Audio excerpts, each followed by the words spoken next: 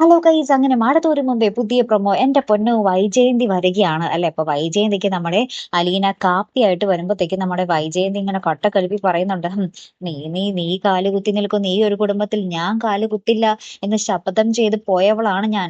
അതെല്ലാം ഞാൻ ഉപേക്ഷിക്കുന്നു, നിന്നെ ഞാൻ ഉപേക്ഷിക്കുന്നു എന്ന് നമ്മുടെ വൈജയന്തി അലീനയുടെ മുഖത്ത് നോക്കി പറയുന്നുണ്ടേ.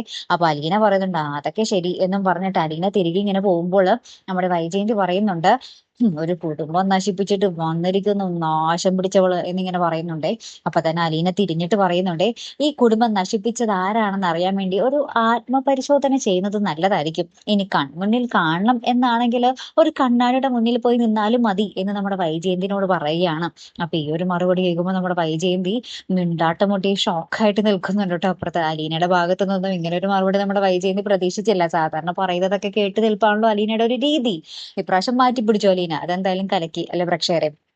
അപ്പുറത്താണെങ്കിൽ നമ്മുടെ ബാലചന്ദ്രൻ ചേട്ടന്മാരോട് പറയുന്നുണ്ട്, എല്ലാം പറഞ്ഞ് അവസാനിപ്പിച്ചിട്ട് ഈ ബന്ധം ഇവിടെ നിർത്തിയിട്ട് പൊയ്ക്കോ എന്ന് പറയുന്നുണ്ട്. അപ്പൊ ഇനി എന്തായിരിക്കും വൈജയന്തി വന്ന കാര്യം അറിഞ്ഞ് വൈജയന്തി നമ്മുടെ ബാലചന്ദ്രനും കണ്ടുമുട്ടുന്ന ആ ഒരു നിമിഷങ്ങൾ എങ്ങനെയായിരിക്കും അല്ലെ പ്രേക്ഷകർ. എന്തായാലും കാണാട്ടോ. അപ്പൊ അടുത്തൊരു വീഡിയോ വരുന്നത് വരയ്ക്കും ഗുഡ് ബൈ.